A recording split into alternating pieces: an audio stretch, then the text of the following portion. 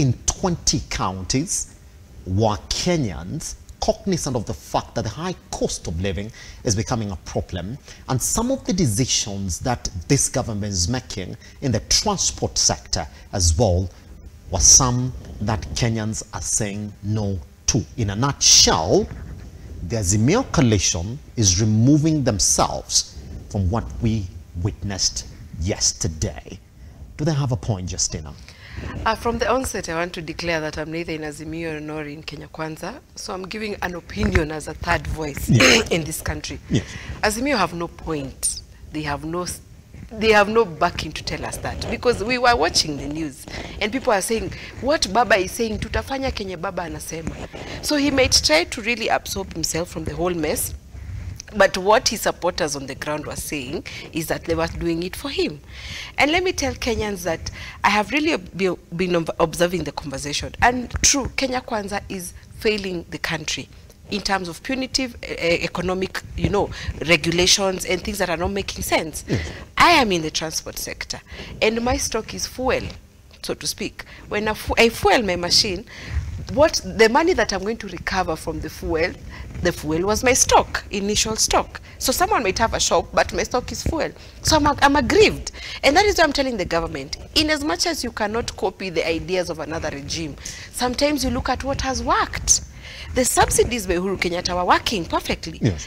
At this point, I'm sure Ruto will not do what Raila is telling him. Maybe what was he saying about the finance bill? To reject it in totality. Yeah. But we can see what has worked previously. Yes. The subsidies have worked. Let him introduce them back, because even globally, fuel cost has gone up. We just need to feel like there's some comfort. And remember, we are an economy driven by fuel. So back to Azimio, they have no point, and Baba has no point. And I want to remind Kenyans, 2018, when Baba went to shake Uhuru Kenyatta's hand, even his running mate Kalonzo never knew. In fact, I've started seeing the signs. When people are posted on the ground, you see Martha in Meru on a boda. Maybe Baba is trying to just be elusive and run away, and telling us that he had intelligence. Let me tell you, Baba is unable to control his people right now. And he's really trying to tell them, guys, stop the mandamano. But his people have been telling us, even on social media, they say that if Baba, you say we don't go to State House, mimi nitaenda myself. So he has brought up this monster, now he's unable to control, and he's looking for opportunity to blame people. Yes. Needless to say, high unemployment is making people agitated. People are not engaged. So you'll see that people are taking this as a moment of catharsis. Yesterday, I was caught up in the mandamano on the road. When police are putting out this fire, someone else is starting a fire there. We are on traffic. And then when they run to put out that one, they come back. The guys are putting up another fire. So for Kenyans, it's like it's a joke.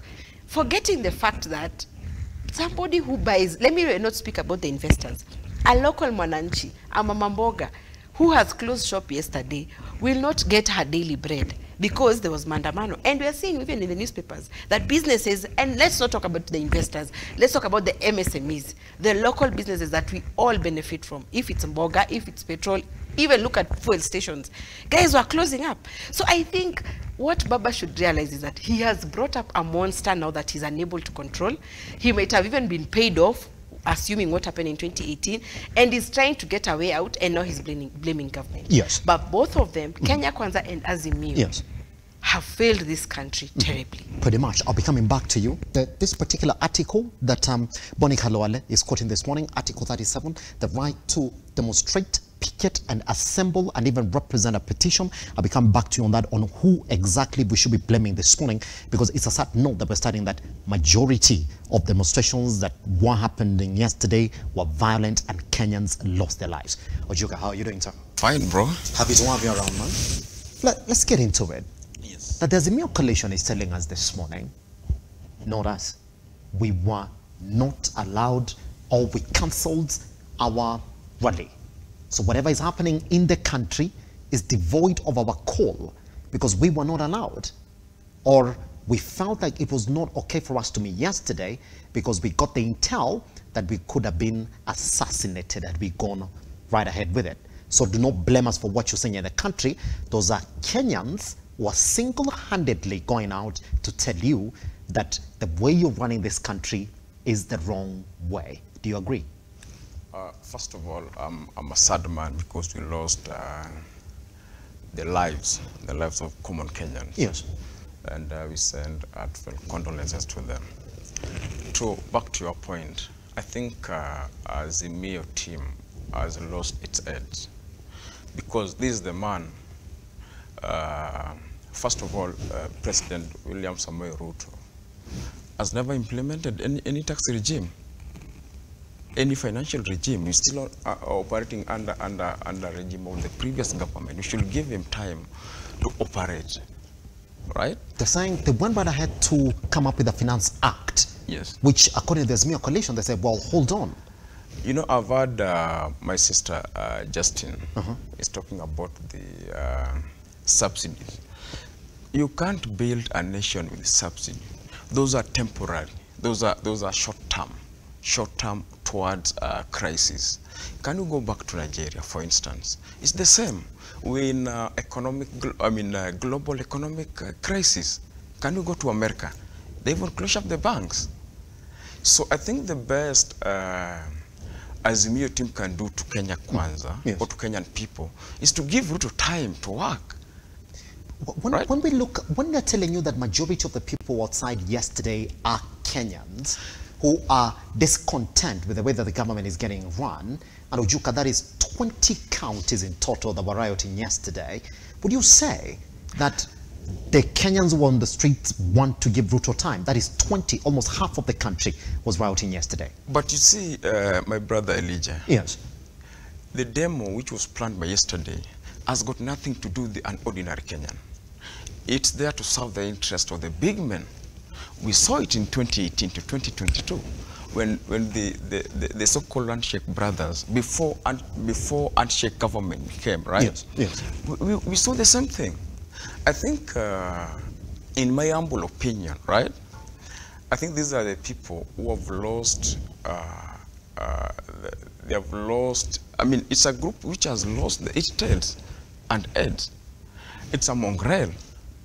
These people, they are not there to serve the basic interests of the Kenyan people. I saw the man I respect most, Raila Odinga, in town, right?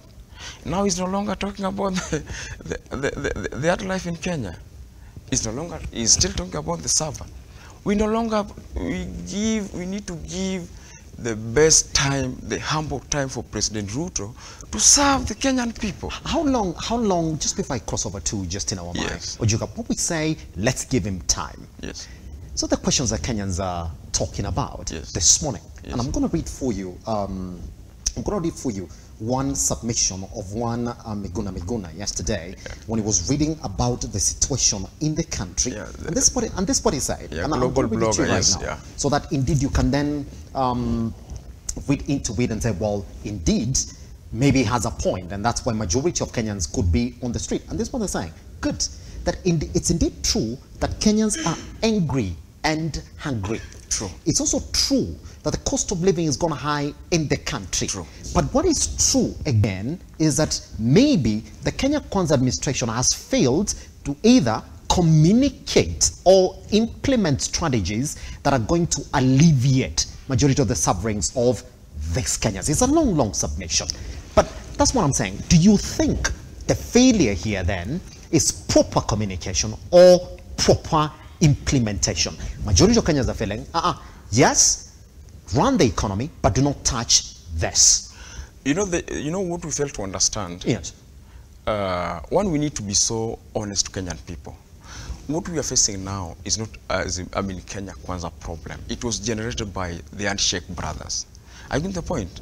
Two, Ojuka, I understand. Ojuka, I'm sorry to cut you short this morning. Up to what point is this administration going to stop referring to the previous administration? But you see, the government activities are process. Those are process. You give them time. Do you think that's what makes Kenyans angry, Ojuka? No. That every time you stand... Let me tell you, my brother. Yes. Let's be honest, right? We understand there is dysfunctional service board. Public service, right? But since when? Can we give this guy time? Can we give him time, the ample time, to work for Kenyan people? This is the man who inherited a broke government, damn broke government, right? I mean, the Handshake brothers, I mean, interfere with the Kenyan government. It's in the public domain. Can we give him time to fail so that we put all blames on him? Imagine there's a government which states operate under the previous, I mean, financial regime. Really? Can we give him time? William Samoei Ruto inherited a broke government, damn broke. I mean, the government which overborrowed. It's a public domain. I mean, the previous government was busy selling the BBI thing and Raila Odinga sweets in streets, bro. It's a public domain, bro. Justina, let's give this guy time to work for Kenyan people. I want you to quickly respond to whatever Ujuka is saying, because the conversation essentially has just begun now on this particular area. Before I tell you what majority of Kenyans are also talking about this morning, let's first start with one, Dr. Bonnie Kalwale. Justina, are we going to sit here